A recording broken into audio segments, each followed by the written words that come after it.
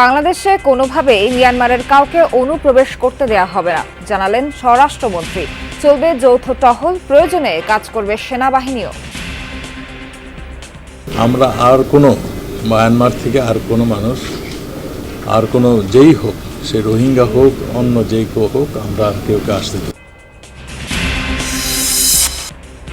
বন্দর নগরের অলিগলি পাড়া মহল্লায় বেপরোয়া কিশোর গ্যাং, আতঙ্কে সাধারণ মানুষ, রাজনৈতিক ছত্রছায়ায় দাপট, বলছেন বিশ্লেষকরা। বড় বাইরে আছে, সারা সরকারি মদতপুষ্ট এবং ক্ষমতা ঘনিষ্ঠ বলেই তারা এটা করছে, আর তাদের হাতিয়ার হচ্ছে উইপন্স হচ্ছে ইউজ করে তোর কিশোরদেরকে।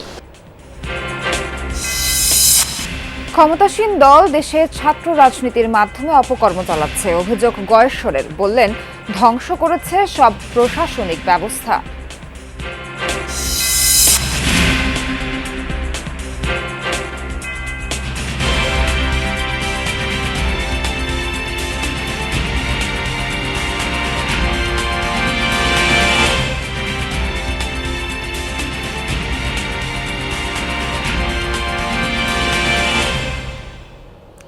স্বাগত সবাইকে, আমন্ত্রণ জানাচ্ছি যমুনা নিউজে। আপনাদের সঙ্গে আছি আমি নাবিলা সোহার। এতক্ষণ দেখছিলেন শিরোনাম, এবারে বিস্তারিত। ধানমন্ডিতে আওয়ামী লীগ সভাপতির রাজনৈতিক কার্যালয়ে সংবাদ সম্মেলনে কথা বলছেন দলের সাধারণ সম্পাদক ওবায়দুল কাদের। সরাসরি যাচ্ছি সেখানে। 70% সম্পদের মালিক সাউথ আফ্রিকা। আমরা তো সেখানে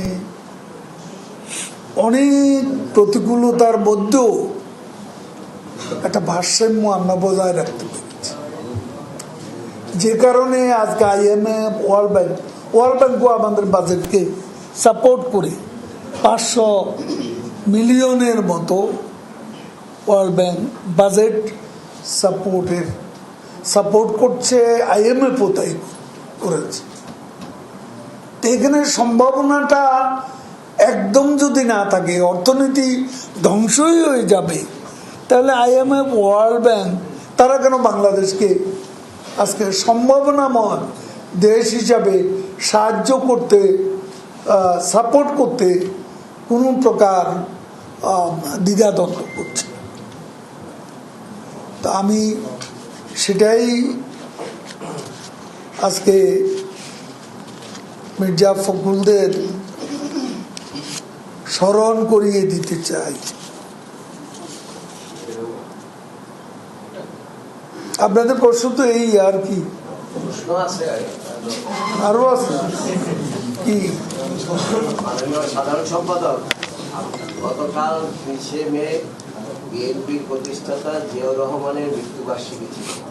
সেখানে তাদের নেতারা বক্তব্য বলেছে যে জিয়াউর রহমানের মৃত্যুর পর দেশ বাংলাদেশ বিশ্বের সেবাদাসে পরিণত হয়েছে।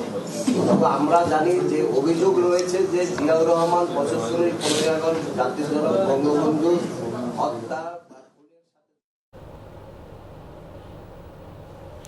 বাংলাদেশে কোনোভাবেই মিয়ানমারের কাউকে অনুপ্রবেশ করতে দেওয়া হবে না বলে জানিয়েছেন স্বরাষ্ট্রমন্ত্রী আসাদুজ্জামান খান কামাল। বৃহস্পতিবার রাতে কক্সবাজার হিলটপ সার্কিট হাউসে এক আলোচনা সভায় অংশ নেন মন্ত্রী। তিনি বলেন, মিয়ানমারের সরকার বাহিনীর সাথে আরাকান এবং কয়েকটি ক্ষুদ্র দল যুদ্ধ করে যাচ্ছে। এ অবস্থায় সেই দেশের কোনো নাগরিক বা অন্য কাউকে বাংলাদেশে অনুপ্রবেশ করতে দেওয়া হবে না। এ সময় রোহিঙ্গা ক্যাম্পে সংগঠিত অপরাধ বন্ধে মন্ত্রী বলেন, নিয়মিত ক্যাম্পে যৌথভাবে টহল দেবে APBN, পুলিশ, বিজিবি ও র্যাব।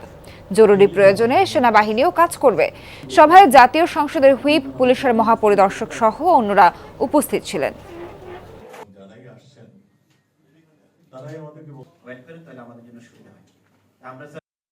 আমরা আর কোনো মায়ানমার থেকে আর কোনো মানুষ আর কোনো যেই হোক, সে রোহিঙ্গা হোক অন্য যেই কেউ হোক, আমরা আর কেউ আসতে দেব না, এবং আমাদের এই দিক থেকেও কেউ ওইদিকে আর যেতে দেব না। ক্ষমতায় থাকতে পৈশাচিক আচরণ করছে সরকার, এমন মন্তব্য করেছেন বিএনপির স্থায়ী কমিটির সদস্য গয়েশ্বর চন্দ্র রায়। নয়াপল্টনে বিএনপির প্রতিষ্ঠাতা জিয়াউর রহমানের মৃত্যুবার্ষিকী উপলক্ষে ছাত্রদের আলোকচিত্র প্রদর্শনী কর্মসূচির উদ্বোধনীতে যোগ দিয়ে বিএনপির এই নেতা বলেন, আগ্রাসী শক্তির চক্রান্তের শিকার এখন ছাত্ররা। ফ্যাসিবাদের হাত থেকে দেশকে মুক্ত করতে ছাত্র দলের বর্তমান কমিটিকে ভূমিকা রাখার আহ্বান জানান তিনি। গয়েশ্বর রায় বলেন, খালেদা জিয়াকে আটকে রেখে বিএনপি ধ্বংসের চক্রান্ত যারা করেছে তাদের মুখে চুনকালি দিয়েছে বর্তমান শীর্ষ নেতৃত্ব। বাংলাদেশের সার্বভৌমত্ব আগামীতে অনিশ্চিত হয়ে পড়েছে বলেও মন্তব্য করেন তিনি। ক্ষমতাসীন দলের ছাত্র রাজনীতির নামে তারা যে অপকর্ম করছে, এটা জাতির জন্য একটা কলঙ্কজনক অধ্যায়, এটা ছাত্র সমাজের জন্য কলঙ্কিত অধ্যায়। সুতরাং বিপ্লবী চেতনাবোধ, যে শক্তি, যে বয়স, যে সময়, এই সময়টা অকারণে হারিয়ে যেতে পারে না। এত বড় দুর্যোগেও ওই বাড়িগুলি দাঁড়িয়ে আছে কোন শক্তিতে? সেজন্য প্রয়োজন উচ্চ শক্তির নির্মাণ সামগ্রীর ব্যবহার, যেমন জিপিএইচ কোয়ান্টাম B600DR, বাংলাদেশের উচ্চ শক্তি সম্পন্ন একমাত্র রড। বন্দরনগরী চট্টগ্রামের অলিগলি পাড়া মহল্লায় বেপরোয়া কিশোর গ্যাং কথিত বড় ভাইদের শেল্টারে ঘটাচ্ছে একের পর এক অপকর্ম। সাধারণ মানুষ অনেকটাই আতঙ্কে। রাজনৈতিক ছত্রছায়ায় কিশোর গ্যাংয়ের বিস্তার বলছেন বিশ্লেষকরা। অন্যদিকে এদের দমনে জনসচেতনতা তৈরির ওপর জোর দিচ্ছে পুলিশ। গেল 10 এপ্রিল বন্দরনগরীর ফিরোজ শাহ আবাসিকে দন্ত চিকিৎসক কোরবান আলী এবং মাস না পেরোতেই ইপিজেটের আকমল আলী সড়কে মেহেদি হাসান নামে এক তরুণ হত্যাকাণ্ডের পর চট্টগ্রামে আবার আলোচনায় বেপরোয়া কিশোর গ্যাংয়ের দৌরাত্ম্য। শুধু আলোচিত এই দুটি ঘটনাই নয়, এক মাসে নিউ মার্কেট, বায়েজিদ, বাটাগলি সহ বেশ কয়েকটি স্থানে কিশোর গ্যাংয়ের হামলা নির্যাতনের শিকার হয়েছেন বেশ কয়েকজন। পাড়া মহল্লা অলিগলিতে তাদের দৌরাত্মে রীতিমতো আতঙ্কে সাধারণ মানুষ। এই কিশোর গ্যাং যদি এখনো যদি এটা প্রতিহত না করা যায়, তাহলে আমার মনে হয় ভবিষ্যৎ প্রজন্ম খুব খারাপ দিকে যাবে। আমার ধারণা ইভেন আমরা সবাই রাস্তাঘাটে চলাফেরার জন্য একটু আতঙ্কে থাকি যে কখন না কি ঘটে। অন্য দিক থেকে আরেক গ্রুপ এসে মারতেছে, এগুলো তো আগে কেন ছিল না, ইদানিং এগুলো বেড়ে যাচ্ছে আর কি। এগুলো নিয়ে আমরা অনেক আতঙ্ক। এটা পুলিশই সব কিছু পারে চাইলে, পুলিশ চাইলে যেসব কলোনিতে এগুলো হইতেছে তাদের যে আইডি কার্ড আছে না, এগুলো রেড মার্ক করা। থানায় আছে তালিকা, বেশিরভাগই চিহ্নিত।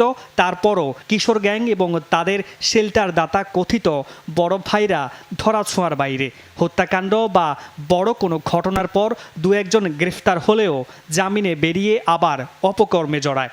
এ অবস্থায় জনসচেতনতার উপর জোর দিচ্ছে পুলিশ। যেহেতু এটা সোশ্যাল ক্রাইম, সো আমাকে সমাজের সবাইকে নিয়ে কিন্তু এই প্রবলেমটা করতে হবে। আর যে কটি ঘটনা ঘটেছে প্রত্যেকটি ঘটনায় কিন্তু আইডেন্টিফাইড হয়েছে এবং সেখানে অপরাধী শনাক্ত হয়েছে এবং তাদেরকে বিচারের আওতায়। রাজনৈতিক ছত্রছায়ায় কিশোর গ্যাংয়ের ভয়াবহ বিস্তার বলছেন বিশেষজ্ঞরা। দমনে আইনের আওতায় আনার পরামর্শ তাদের। কেউ না কেউ না থাকে তাইলে এই বড় ভাইদের কোনো আলাদা কোনো ক্ষমতা নেই, এবং বড় ভাইরা আছে সারা সরকারি মদতপুষ্ট এবং ক্ষমতা ঘনিষ্ঠ বলে তারা এটা করছে। আর তাদের হাতিয়ার হচ্ছে উইপন্স হচ্ছে ইউজ করে তোর কিশোরদেরকে।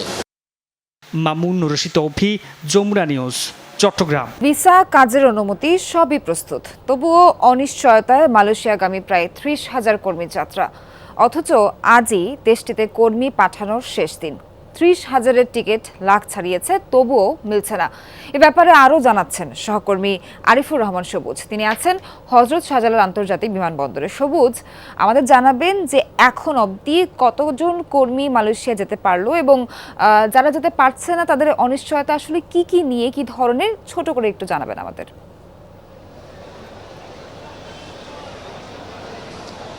সোহার, এখন পর্যন্ত সময় যত গড়াচ্ছে শাহজালাল আন্তর্জাতিক বিমানবন্দরে মালয়েশিয়াগামী যারা মালয়েশিয়া যেতে বেশ কিছুদিন ধরে ঘুরছেন, বছরের পর বছর ধরে ঘুরছেন, এমনও অনেকেই আছে, তারা ভিড় করছেন। এবং এখন পর্যন্ত আমাদের কাছে যে তথ্য রয়েছে সেই তথ্য অনুযায়ী আজকে 7টি ফ্লাইট রয়েছে সকাল থেকে, এর মধ্যেই 3টি ছেড়ে গিয়েছে এবং আরও 4টি ফ্লাইট রয়েছে। এবং এই 7টি ফ্লাইটে করে সর্বোচ্চ 1,500 যারা মালয়েশিয়াগামী কর্মী রয়েছেন তারা যেতে পারবেন। এবং বাকি যারা রয়েছে, যাদের প্রায় আরও 31,701 জনের সরকারি অনুমোদন, ভিসা সবই রয়েছে, শুধুমাত্র টিকিটের কারণে টিকিট পাচ্ছেন না, এই কারণেই যেতে পারছেন না। আপনি নিশ্চয়ই দেখতে পাচ্ছেন হাজার হাজার মালয়েশিয়াগামী যে কর্মী তারা অপেক্ষা করছেন। তাদেরকে বলা হচ্ছে তাদের এজেন্সির পক্ষ থেকে আপনারা অপেক্ষা করুন, আপনাদের টিকিটের ব্যবস্থা করা হচ্ছে। এই আশায় কিন্তু তারা 6-7 দিন ধরে এখানেই অপেক্ষা করছেন, আজকেও অপেক্ষা করছেন। শেষ পর্যন্ত যদি তারা টিকিট পান, যদি যেতে পারেন, এই অপেক্ষায় আসলে। এখন যদি না যেতে পারেন তাহলে আসলে তারা কি হবে, কি করবে, কি হতে পারে তারা কিছুই জানেন না। এখানে প্রবাসী কল্যাণ বা বিএমডিসি কেউই আসলে কোনো কর্তৃপক্ষই এখানে নেই। পরবর্তী তথ্য আপনার কাছ থেকে আবারও জেনে নেব। আপনাকে ধন্যবাদ। রাজধানীতে কোরবানির পশুর হাট বসানোর কার্যক্রম এরই মধ্যে শুরু হয়েছে। সেই খবর জানাতে যোগ দিচ্ছেন সহকর্মী তানভীর মৌসুম। তানভীর, আমাদেরকে জানাবেন যে আজকে থেকে তো হাট বসানো শুরু হলো এবং এখন তো কেবল যেহেতু শুরু, প্রস্তুতি কেমন দেখছেন এবং কয়টা নাগাদ শুরু হলো, এই বিষয়ে কি তথ্য আছে আমাদের বিস্তারিত জানাবেন। সোহার, আসলে অনেক জায়গাতেই, রাজধানীর অনেক জায়গাতেই এখন পর্যন্ত যদি বলি যে এই কোরবানির হাট বসানোর যে কার্যক্রম, সেই কাজ এখনও আসলে শুরু হয়নি। তবে কিছু কিছু জায়গায়, যেমন এই মুহূর্তে বসিলাতে কিন্তু কাজ শুরু হয়ে গেছে। আমরা দেখেছি যে বসিলাতে গত বছরও আমরা এই গরুর হাট যেখানে হয় ঠিক সেই জায়গাটাতেই আসলে এবারও গরুর হাট বসবে এবং এখানে আসলে দেখতেই পাচ্ছেন যে আসলে সবাই ব্যস্ত। এখানে কোরবানির গরুর হাটের পশু রাখার ব্যবস্থা থেকে শুরু করে পুরো কোরবানির হাটের যে যদি বলি যে এটাকে ধীরে ধীরে রূপ দেওয়ার জন্য, কোরবানির হাটটাকে বসানোর জন্য, পুরোপুরি নির্মাণ করার জন্য কিন্তু কাজ শুরু হয়ে গেছে। অনেক জায়গাতে এখনও শুরু হয়নি, তবে বসিলাতে কিন্তু এর মধ্যে শুরু হয়ে গেছে। যেমনটি এর আগে কিন্তু আমরা দেখেছি যে বসিলায় কিন্তু আসলে এর আগে অন্যান্য জায়গায় হলেও যানজটের জন্য কিন্তু পরবর্তীতে ভিতরে নিয়ে আসা হয় এবং এভাবেই কিন্তু আসলে বিভিন্ন জায়গাতেই এই কোরবানের হাট বসানোর যে পূর্ব প্রস্তুতি, সেই পূর্ব প্রস্তুতির কাজ চলমান আছে। সোহার। তানভীর, ধন্যবাদ আপনাকে গুরুত্বপূর্ণ তথ্য দেওয়ার জন্য। লোকসভা নির্বাচনের শেষ ধাপের ভোট গ্রহণের আগে ধ্যানে বসলেন প্রধানমন্ত্রী নরেন্দ্র মোদী। টানা 48 ঘন্টা ধ্যান করবেন তিনি। বৃহস্পতিবার স্থানীয় সময় বিকাল 5টায় নির্বাচনী প্রচারণার সময় শেষ হতে কন্যাকুমারী যান মোদী। সেখানে বিবেকানন্দ রক মেমোরিয়ালে বসেন ধ্যানে। তার ধ্যান চলবে শনিবার সন্ধ্যা পর্যন্ত। প্রধানমন্ত্রী নিরাপত্তা নিশ্চিতে মোতায়েন করা হয়েছে 2000-এর বেশি পুলিশ। নজরদারি করছে কোস্ট গার্ড ও নৌবাহিনী। এই ইস্যুতে সমালোচনার ঝড় তুলেছে বিরোধীরা। অভিযোগ, এটাও ভোটের এক প্রকার প্রচার। কংগ্রেস ধ্যান নিয়ে আপত্তি না তুললেও নির্বাচন কমিশনের কাছে দাবি খবর প্রচারে বিধি নিষেধ আরোপের। এখনকার মতো এই ছিল যমুনা নিউজে। এতক্ষণ সাথে থাকার জন্য ধন্যবাদ সবাইকে।